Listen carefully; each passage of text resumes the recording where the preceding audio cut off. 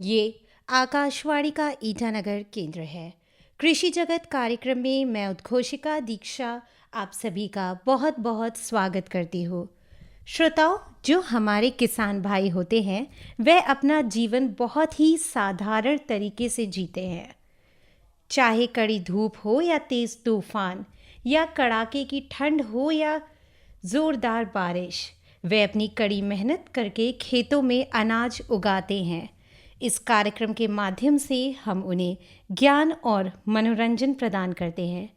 तो आज भी हम ऐसा ही कुछ करेंगे और उनसे ही संबंधित विषय को लेकर आए हैं। यानी हमारा आज का विषय है खेती के दौरान स्वास्थ्य देखभाल, और इस विषय पर आज हमारे स्टूडियो में मौजूद हैं डॉक्टर विनय सिंह, जो कि प्रोफेसर हैं नेरिस्ट में। नमस्कार सर। नमस्कार। आपका बहुत बहुत स्वागत है आकाशवाणी ईटानगर केंद्र में। धन्यवाद। सर, सबसे पहले आपसे जानना चाहते हैं हमारे देश में खेती कितनी ज़रूरी है। देखिए, जैसा कि सबको मालूम है कि हमारे यहाँ हमारे देश में 80% लोग खेती पर डिपेंडेंट हैं और खेती अगर अच्छी नहीं होगी तो हम लोगों की फूड ग्रेन की समस्या हो जाएगी। आजकल हमारे यहाँ देखिए बहुत सारी फसलें पैदा हो रही हैं और जैसा कि लोग आजकल बहुत ऑर्गेनिक की भी बात कर रहे हैं, तो क्रॉप प्रोडक्शन या फसल का उत्पादन बहुत इम्पोर्टेंट है हमारे लिए। जी, तो सर जैसे जो अच्छी खेती के लिए क्या क्या आवश्यक है, क्या क्या ऐसे? देखिए, किसान भाइयों को अच्छी खेती के लिए हमें बहुत बड़ी ज़रूरी है, हमें बीज का उपलब्धि होना, अच्छी क्वालिटी का बीज मिलना, समय से बुआई करना, फिर उसके जो भी ट्रीटमेंट है वो करना बहुत इम्पोर्टेंट है। तो जो भी किसान भाई खेती करते, इसके साथ साथ उनका स्वास्थ्य बहुत इम्पोर्टेंट चीज़ है। अगर अच्छे स्वास्थ्य होगा तभी उनका काम कर सकते हैं फील्ड में। तो इसलिए जैसा मैंने बताया कि बीज चाहिए और किसानों का स्वास्थ्य बड़ा इम्पोर्टेंट चीज़ है। और उस स्वास्थ्य को इम्प्रूव करने के लिए जैसे आप रूरल एरिया में देखेंगे लोग अपने सस्टेनेबिलिटी पर काम करते हैं, मिल्क प्रोडक्शन, एग प्रोडक्शन, और जैसे हम लोग अरुणाचल की बात करें तो यहाँ ज़्यादातर लोग मीट खाते हैं, तो उसके लिए अपना खुद का प्रोडक्शन करते हैं। जी सर, जैसा आपने कहा कि स्वास्थ्य बहुत ज़रूरी है जी। किसानों के लिए, तो किसान भाइयों की खेती के दौरान किन किन बातों का ख्याल रखना चाहिए उन्हें? देखिए, क्लीननेस सबको होना है कि क्लीन रहना है। अब जैसे फील्ड में लोग काम करते हैं, फील्ड में काम करते समय कभी कभी उनके हाथ या पैर कहीं कट भी जाते हैं तो लोग ऐसे छोड़ देते हैं, लेकिन उसको ऐसे नहीं, तुरंत उसको आसपास में जा कर के जहाँ भी हेल्थ सेंटर है टिटनेस का इंजेक्शन लेना चाहिए। ये बड़ी इंपॉर्टेंट है। लोग कभी कभी अवॉइड करते हैं कि बस छोटा सा घाव लगा, लेकिन वहीं आगे चल कर के बहुत सारे लोगों की वहाँ तक की मृत्यु हो जाती है। तो ये हमेशा हमको ध्यान रखना है। एक तो ये हो गया। दूसरी बात सफाई। देखिए, किसान भाई लोग क्या करते हैं, दिन भर काम करते हैं, फिर वहीं कपड़ा रख देते हैं, फिर अगले दिन पहन जाते हैं, तो उससे शरीर में बहुत सारी बीमारियां फैल जाती हैं। तो देखिए, सफाई एक बहुत ही बड़ी इंपॉर्टेंट चीज़ है। तीसरी बात ये बताएंगे, जो भी यूटेंसिल्स यूज करते हैं, बर्तन यूज करते हैं, उसको प्रॉपरली सफाई रखना है, क्योंकि तमाम बैक्टीरिया जो हम देख नहीं सकते। मैं एग्जांपल बता रहा हूँ, जैसे हम लोग जो भी गांव में रहते हैं लोग दूध निकालते हैं। अगर आप दूध को, गाय का दूध निकाल के रखा है, अगर 2 घंटे ऐसे रख दीजिए, कुछ भी मत करिए, तो समझ लीजिए दूध वो फट जाता है, जिसे फटना कहते हैं। तो उसका आप समझ सकते हैं कि कितने उसमें बैक्टीरिया है। एक सुई के नोक के ऊपर करीब लाखों बैक्टीरिया होते हैं, इतने बैक्टीरिया होते हैं। तो इसीलिए अगर सफाई नहीं रखेंगे, सफाई क्लीन नहीं रखेंगे, तमाम बीमारियां फैलती रहती हैं। जी जी। सर, जैसा आपने बताया कि सफाई बहुत ज़रूरी है, तो किसान भाइयों के लिए खेती करने के लिए उनका खुद का अच्छा होना, बहुत स्वस्थ होना बहुत ज़रूरी है। तो किसान है तो खाने की बात तो होगी। किस तरह का भोजन उन्हें ग्रहण करना चाहिए, क्योंकि उन्हें कई कई घंटे काम करना पड़ता है। जी, देखिए, बड़ा इंपॉर्टेंट चीज़ है उनका फूड का। आप देखिए, रूरल एरिया में जो भी लोग रहते हैं या गांव में जो भी रहते हैं, इतने उनके पास फल नहीं मिलते। तो एक तो बहुत बड़ी समस्या होती है, फ्रूट्स, न्यूट्रिशन, वेजिटेबल भी बहुत कम मिल पाता है। और जो भी मिलता है अगर वो ऑर्गेनिक है ज़्यादा बेहतर है। अदरवाइज जैसे हम लोग अरुणाचल की बात करते हैं, सारे लोग कुछ ना कुछ सब्जी अपना पैदा करते हैं, कुछ ना कुछ फल भी है, सीजनल फल मिल जाता है।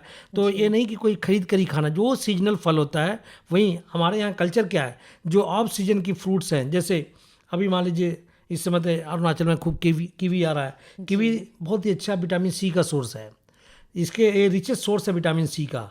तो जैसे भी आप लोग सुने होंगे, जब भी किसी को डेंगू हुआ, कुछ हुआ, तो उसमें इसी को दिया जाता है। ये रिचेस्ट सोर्स है विटामिन सी का, जो एबंडेंटली आपको आजकल के दिन में 200 रुपीज़ पर केजी मिल जा रहा है। अगर आप कहीं बाहर दूसरी जगह खरीदेंगे तो एक फ्रूट ही 30 से लेकर 40 रुपए का मिलता जी है। जी तो देखिए उनके पास है, लेकिन थोड़ी सी अवेयरनेस नहीं है कौन सा कब पैदा करें, कितना खाएं। फ्रेश वेजिटेबल उनके पास होता है, अगर फ्रेश वेजिटेबल भी खाते हैं तो उससे काफ़ी उनको इम्प्रूवमेंट, हेल्थ में इम्प्रूवमेंट होता है। जी जी सर, खेती में अगर हम पर्यावरण स्वास्थ्य की बात करें, जैसे किस टाइप का इन्वायरमेंट चाहिए होता है खेती के लिए? जी देखिए, हम लोग इस समय अरुणाचल कंटेस्ट में बात कर रहे हैं, तो ये बाय डिफ़ॉल्ट पूरा अरुणाचल ऑर्गेनिक प्रोडक्ट है। लेकिन हम ऐसे तो कह रहे हैं कि ऑर्गेनिक प्रोडक्ट है, मीन्स लोग केमिकल यूज नहीं कर रहे हैं, इसलिए हम लोग ऑर्गेनिक प्रोडक्ट है। तो अगर जहाँ भी देखिए आप, आज के दिन टोमेटो बहुत आ रहा है, जैसे एग्जांपल मैं आपको दे रहा हूँ, ये दिरांग से आ रहा है। अरुणाचल में जो भी हम लोगों को ईटानगर कैपिटल एरिया में टोमेटो मिल रहा है, ये सारे बाहर से, मतलब दिरांग एरिया से आ रहा है। अभी आप टोमेटो को देखेंगी तो उसके ऊपर पाउडर टाइप का पीले रंग का पाउडर है। जी वो पाउडर क्या है मैं बता रहा हूँ, वो डाइथेन M45 है, वो फंजीसाइड है। तो इतना ज़्यादा फंजीसाइड स्प्रे करते हैं क्योंकि वहाँ ब्लाइट की प्रॉब्लम आती है। ब्लाइट तो कभी भी किसी समय अटैक कर सकता है। तो फार्मर्स क्या करते हैं कि हर वीक में ये डाइथेन M45 का स्प्रे करते हैं, जो ब्लाइट को कंट्रोल करते हैं। लेकिन जब भी अब क्या करेंगे, खाना है मजबूरी लोगों की, तो उस टोमेटो को ले करके थारोली हमको पानी में साफ़ करना चाहिए, या अगर हो सके तो उसका स्किन निकाल देना चाहिए। तो आजकल देखिए केमिकल फर्टिलाइजर बहुत सारा यूज हो रहा है, और दूसरी केमिकल लाइक यूरिया बहुत से लोग यूज करते हैं, DAP यूज करते हैं, लेकिन यहाँ पर इतने किसान नहीं करते। लेकिन मैंने एक ऑफ सीजन की बात बताया है कि ऑफ सीजन को अवॉइड करना चाहिए। जो भी अभी जैसे देखिए गोभी मार्केट में बहुत आ रहा है, लेकिन गोभी जो भी मार्केट में आ रहा है बहुत ज़्यादा उसमें केमिकल पड़ा हुआ है, क्योंकि कोई सब्जी जब ऑफ सीजन में पैदा करते हैं तो उसके ऊपर इंसेक्ट पेस्ट बहुत अटैक करते हैं, तो उसको कंट्रोल करने के लिए इतनी स्प्रे करना पड़ता है, वो एब्जॉर्ब कर रहा है। तो इसलिए मैं हमेशा किसान भाइयों को यही कहूँगा कि ऑफ सीजन की वेजिटेबल ना खाएं, जो अपना ग्रो करते हैं उसको खाएं।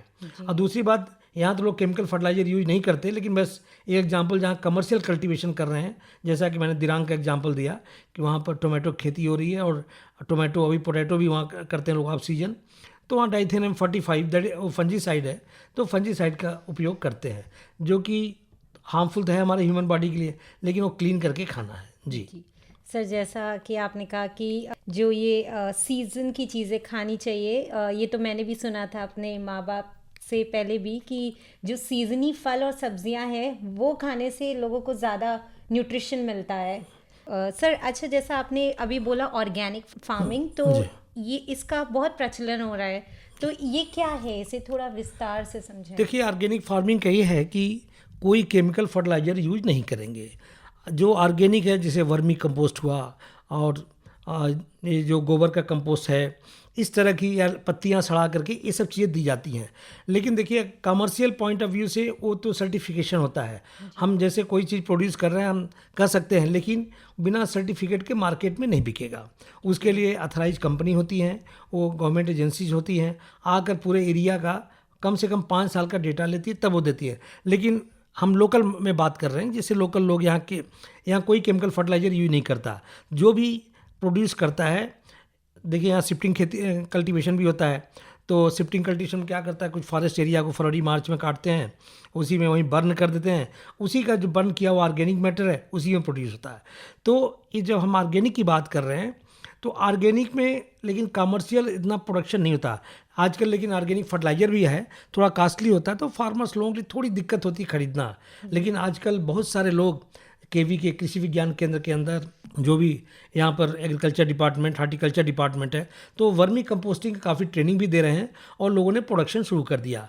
अगर वो वर्मी कंपोस्ट हम डालकर पैदा करते हैं तो वो आपका ऑर्गेनिक हुआ, वो ऑर्गेनिक मटेरियल हुआ। अब जहाँ केमिकल, जैसा मैंने बताया, केमिकल तो यहाँ बहुत कम यूज करते हैं, नहीं के बराबर ही फार्मर्स करते हैं, तो इसलिए यहाँ जो भी प्रोड्यूस मिलता है आपको अरुणाचल में स्पेशली, वो सारे ऑर्गेनिक है, कोई केमिकल फर्टिलाइजर यूज नहीं करते। हाँ, ऑर्गेनिक में क्या प्रॉब्लम है कि थोड़ा प्रोडक्शन कम होता है, और जो यहाँ की ट्रेडिशनल वैरायटी है वही ट्रेडिशनल वैरायटी ग्रो करते हैं। हाई यील्डिंग वैरायटी हम लोग यहाँ ऐसे ग्रो नहीं कर सकते हैं जो ज़्यादा उपज देती है। तो इसीलिए यहाँ किसान भाई लोग क्या करते हैं कि जो उनका अपना बीज है, अपना ही वही खेती करते हैं। सर, लेकिन जैसे देखा जाए तो जो ऑर्गेनिक सब्जियां आती है मार्केट में, कभी कभी वो बहुत ज़्यादा कॉस्टली होते हैं, तो लोगों की ये शिकायत होती है कि हम उसको अफोर्ड नहीं कर पा रहे, खरीद नहीं पा रहे हैं। तो इस केस में क्या कहना देखिए, चाहेंगे? हाँ, आपने सही पूछा सवाल कि ये ऑर्गेनिक जो चीज़ें हैं काफ़ी महंगी होती है। मैंने बताया कि ऑर्गेनिक, पहले तो आप जब ऑर्गेनिक फर्टिलाइज़र खरीदने जाएंगी तो जी आपको 8 से 10 रुपये किलो मिलेगा। तो समझ सकते हैं कितना महंगा है। जी 8 से 10 रुपये किलो वर्मी कंपोस्ट मिलेगा।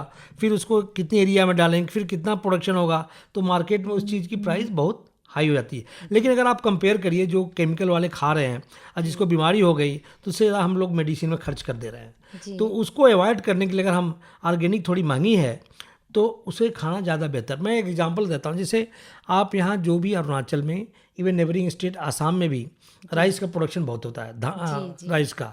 ये देखिए, एक ही मोनोक्रॉपिंग बोलते हैं, एक ही क्रॉप लेते हैं ये लोग, कोई दूसरा, और यहाँ कोई केमिकल फर्टिलाइजर नहीं देते।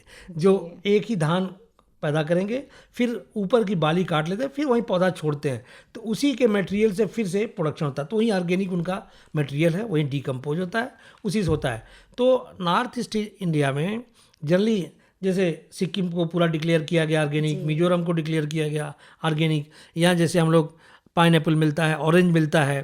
तो ये सब चीज़ें जो हमारी जो है, अभी आजकल नया फ्रूट परसिमान आ गया है, दिरांग और जीरो में आना शुरू हो गया है। तो ये सब जो यहाँ फ्रूट्स मिल रहे हैं, अभी तक लोग केमिकल नहीं। दूसरी ड्रॉबैक है केमिकल फर्टिलाइज़र की, उसकी स्टोरेबिलिटी बहुत कम होती है, हम काफ़ी दिन तक रख नहीं सकते। जहाँ हम केमिकल यूज करते हैं उसकी लाइफ बहुत शॉर्ट हो जाती है। जो ऑर्गेनिक प्रोडक्ट है उसकी लाइफ लॉन्गर है, तो हम स्टोर काफ़ी दिन तक कर सकते हैं। तो ठीक है, कास्टली तो है, लेकिन अगर आप लॉन्ग टर्म में कंपेयर करेंगी तो उसमें लगेगा कि जितना हम केमिकल वाली खाकर दवाई में खर्च कर दे रहे हैं, उससे कम में आपका स्वास्थ्य ठीक रहेगा, आप फार्मर हेल्दी रहेंगे और कोई डॉक्टर के पास जाने की ज़रूरत नहीं। देखिए, रिमोट एरिया में आपको डॉक्टर भी नहीं मिलते, कुछ नहीं, उनकी परेशानी तो होती है। तो इसलिए अगर हम ऑर्गेनिक प्रोड्यूस करते हैं तो ज़्यादा बेहतर है। हम बस वही है कि सस्टेनेबिलिटी रहती है, कॉमर्शियल नहीं होता, जी अपने सस्टेन कर पाते हैं, कॉमर्शियल नहीं होता। जी। जी सर, जैसा कि खेती की बात हो रही है, तो खेती ऐसी कौन सी खेती है जिससे सॉइल कंजर्वेशन हो सके, जिससे मिट्टी। देखिए, आजकल एक जीरो टिलेज कंसेप्ट आया है। जी जीरो टिलेज कंसेप्ट ये है कि मिट्टी की गुड़ाई नहीं करते, गुड़ाई नहीं करते, मिट्टी जैसे है वहीं पर बीज लगाते हैं। तो एक कंसेप्ट जीरो टिलेज का है कि सॉइल इरोजन रुकता है, फर्टिलिटी लॉस रुकती है। तो यहाँ जैसे झूम खेती लोग करते हैं, तो झूम खेती में देखें, बर्निंग के बाद जो भी पौधा है, घास है, जलाने के बाद फिर उसको केवल बड़े बड़े जो डेब्रिसेस है उसको हटा करके वो लोग गुड़ाई नहीं करते, केवल स्मॉल होल डिबलिंग मेथड कहेंगे उसे। तो एक छेद बना करके उसमें बीज डाल देते हैं, तो वहाँ पर जो है सॉइल इरोजन रुक जाता है। जहाँ प्लेन एरिया है, जहाँ लोग, यहाँ लोग बोलते हैं पानी खेती करते हैं, तो वहाँ तो प्लाविंग करनी पड़ती, तो उसमें सॉइल इरोजन होता है। लेकिन जीरो टिलेज कंसेप्ट ये है कि कोई कल्टीवेशन नहीं करते, जो भी ग्रास है वहीं काट कर रख देते हैं, उसको सुखाते हैं, उसकी पत्तियाँ जो ही मल्च का काम करती है, मॉइस्चर कंट्रोल करती है, सॉइल इरोजन कंट्रोल करती है। तो इससे क्या होता है कि उनका सॉइल की प्रॉपर्टी जो है लॉस नहीं होती है। तो इसमें मतलब कौन कौन सी खेती कर सकते हैं? देखिए, आप जैसे यहाँ खरीफ सीजन में आपका ज्वार जनरली करते, यहाँ तो मेज की खेती बहुत करते हैं। जी मेज के साथ साथ आप देखेंगे धान की भी खेती करते हैं, पम्पकिन भी उसी में लगाते हैं, चिली।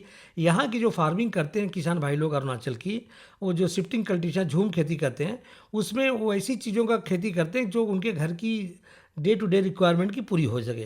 तो जनरली देखेंगे एक ही प्लॉट में सारी चीज़ें पैदा करते हैं, जो केवल उनको खरीदना पड़े तो केवल नमक खरीदना पड़े या कुछ तेल खरीदना पड़े, इसके अलावा सारी चीज़ें वो खुद ही पैदा करते हैं। तो यहाँ के किसान भाई लोग तो ज़्यादातर देखेंगी हेल्थ काफ़ी, लेकिन आज कुछ सालों से मैं आपको बताऊँगा, यहाँ हेल्थ की बहुत बड़ा इशू आ गया है। अरुणाचल में हेल्थ का बहुत बड़ा इशू आ गया। उसका रीज़न क्या है? यहाँ लोग जो फूड हैबिट चेंज हो गया है। अभी लोग, कोई मैगी खा रहा है, कोई नूडल्स खा रहा है, तो इस तरह की जो चीज़ें खाएंगी, तो आप किसी भी हॉस्पिटल जाएंगी तो आप देखेंगी तमाम हार्ट की प्रॉब्लम, इस तरह की प्रॉब्लम आ गई। ये जंक फूड खाना शुरू कर दिया है, पिज़्ज़ा में जाएंगे भीड़ लगा रहेगा। तो ये सब चीज़ें जो खाने से आजकल, आप नाहरलगुन आप जाकर देखिए, जहाँ फिजियोथेरेपी की एक हॉस्पिटल है, वो कह रहे हैं, हमने एक दिन पूछा भी, भाई इतने पेशेंट कहाँ से आ रहे हैं? कह सर, इन लोगों फूड हैबिट चेंज हो गया है। पहले लोग बॉयल खाते थे, अपना खुद का खाते थे, अब छोड़कर नई चीज़ें खाना शुरू कर दिए, उससे इनके हेल्थ केयर की बहुत बड़ी प्रॉब्लम आ गई है। तो मैं अभी भी यही कहूँगा किसान भाइयों को कि ये जरा जंक फूड मीन्स जैसे मैगी हुआ, नूडल्स हुआ, ये सब चीज़ें, पिज़्ज़ा हुआ, बर्गर स्पाइसी हुआ, ऑयली। जी, ये सब चीज़ों को खाना ये कम करें और ये अपना जो है अपना ट्रेडिशनल चीज़ खाएं। तमाम देखिए यहाँ फॉरेस्ट में तमाम लीफ मिलती है जो कि आपके ब्लड को बढ़ाती है। आप सगाली एरिया में पूरा हर दिन देखेंगे सुबह नाहरलगुन निर्जली मार्केट पूरा ट्रक लोडेड ग्रीन लीफ आता है। तो उसके अंदर एग्जैक्टली नाम तो नहीं पता लेकिन वो इतनी इसकी डिमांड है इससे ब्लड काफ़ी बढ़ता है लोगों का, तो लोकल लोग खाते हैं उसको। तमाम लीफी वेजिटेबल्स हैं उसको खाना चाहिए इनको। जी जी सर, लीफी वेजिटेबल्स तो बहुत हैं यहाँ अरुणाचल में। साथ ही मैं देखती हूँ मार्केट में मशरूम भी बहुत बिकते हैं, तो बहुत अलग अलग टाइप के मशरूम बिकते हैं। वो उसमें से कौन सा ऐसा खाना चाहिए कुछ? देखिए ये बड़ा इंपॉर्टेंट चीज़ आपने पूछा मशरूम के बारे में। यहाँ देखिए एडिबल और नॉन एडिबल मतलब खाने वाला और एक वाइल्ड भी होता है। तो बहुत बार देखा गया है कि लोग जाते हैं जंगल में और जंगल में जा कर के क्या करते हैं कि उसे कोई भी मशरूम मिला लेकर खा लेते हैं, लेकिन वो पॉइजनस होता है। जो प्रॉपर कल्टीवेशन होता है, प्रॉपर लैब के अंदर उसका बीज बनता है, फिर लोग खेती करते हैं, उसी खाना चाहिए। कभी कभी ये बहुत ही नुकसानदायक होता है, पॉइजनस होता है। तो इसलिए मैं किसान भाइयों से ये रिक्वेस्ट करूँगा कि जंगल के अंदर जो भी मशरूम निकला हुआ है वो सब खाने वाला नहीं होता। अगर आपने अच्छे बीज लगाया है या अच्छा तैयार किया है तब वहीं खाना चाहिए। जैसे देखिए यहाँ एक सिताकी मशरूम है जो कि मणिपुर एरिया में ज़्यादा होता है। तो वुड लॉग के ऊपर छेद करके उसका बीज लगाया जाता है, तो उससे खाएंगे तो वो ठीक है। लेकिन ऐसे जंगल से कोई भी मशरूम लेकर खाना वो ह्यूमन बीइंग के लिए बहुत बड़ा हार्मफुल। उसके अलावा तमाम ऐसी चीज़ें हैं जंगल में, बिना जाने किसान भाइयों से यही कहूँगा कि कोई चीज़ खाया न करें, क्योंकि बहुत सारी पॉइजनस चीज़ें हैं, बहुत सारी पॉइजनस चीज़ें, तो उस हर चीज़ को खाना नहीं चाहिए। जी सर, एक बहुत जनरल सा सवाल था मेरा कि ऐसा सुना है कि जहाँ पे बारिश कम होती है वहाँ पे नमक लोग खेत में डालते हैं, तो इसके पीछे का क्या कॉन्सेप्ट है? देखिए एक्चुअली नमक डालने का कंसेप्ट तो जहाँ आप नमक डालेंगे तो सॉइल तो सलाइन हो जाएगा। और जनरली आपने देखा होगा कि नमक डालने का काम ये स्पेशली जहाँ कोकोनट की खेती करते हैं, जो कोकोनट खेती करते हैं, कोकोनट जनरली आपने देखा होगा कि सी शोर के किनारे या जहाँ इस तरह की पानी है जैसे वहाँ पर खेती करते हैं। लेकिन नमक का तो इतना ऐसा नहीं है, नमक के बजाय लाइम पड़ता है। जी बिकॉज देखिए नॉर्थ ईस्ट में क्या होता है, इतनी बारिश होती है, बारिश होने की वजह से क्या होता है कि सारे न्यूट्रिएंट जो है नीचे चले जाते हैं, तो न्यूट्रिएंट कमी हो जाती है। जनरली कैल्शियम, मैग्नीशियम, जितने भी ट्रेस एलिमेंट है वो बारिश से नीचे चले जाते हैं। तो उसको कंट्रोल करने के लिए अगर आप कोई मान लीजिए कोई फार्मर फर्टिलाइजर अप्लाई कर रहा है, तो जब कोई चीज़ है नहीं मिट्टी के अंदर तो अपलिफ्ट नहीं करेगा। तो अपलिफ्ट करने के लिए सॉल्ट तो नहीं पड़ता लेकिन लाइम पड़ता है। लाइम चूना डालते हैं, चूना डालने से क्या होता है कि चूना से वो जो न्यूट्रल सॉइल हो जाती है, और न्यूट्रल सॉइल होकर के उससे क्या होती है कि जो भी न्यूट्रिएंट अप्लाई करेंगे उसकी अपटेक बढ़ जाता है। तो नॉर्थ ईस्ट में जनरली आपको मिलेगा कि लाइम का एप्लीकेशन ज़्यादा करते हैं। जी lime a good source for calcium also. जी बहुत बहुत धन्यवाद सर। क्योंकि अब समय की थोड़ी कमी है, तो आप हमारी जो किसान भाई हैं उनको क्या संदेश देना चाहते हैं? मैं किसान भाइयों को यही संदेश दूंगा कि सफाई का बहुत बड़ा ध्यान दें। फील्ड में जब भी काम करते हैं, कहीं कट हुआ, कुछ भी हुआ या कभी पानी से भीग गए उनको बीमारी, तुरंत जाकर डॉक्टर से दवा लेना चाहिए। अगर जरा भी जो लापरवाही करते हैं ये बहुत बड़ा डेंजरस जाता है, तो इसलिए और अपने खाने का अच्छा ध्यान दें। जी बहुत बहुत धन्यवाद सर। आज आपसे बातें करके बहुत अच्छा लगा और उम्मीद करती हूँ कि आज का ये कार्यक्रम हमारे किसान भाइयों और अन्य श्रोताओं को बहुत पसंद आया होगा। श्रोताओं, अब प्रस्तुत है चंद आदि लोकगीत।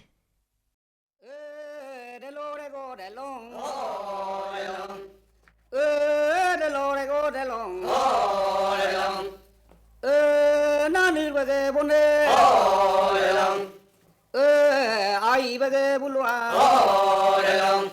दलो दलो बगे बुने आई बगे बुलवा लो लो नानीर बगे बासी मो बगे लंका दलो बगे बासी मो बगे Lanka delong lego delong sina tabu bade jonge delong gute bege jonge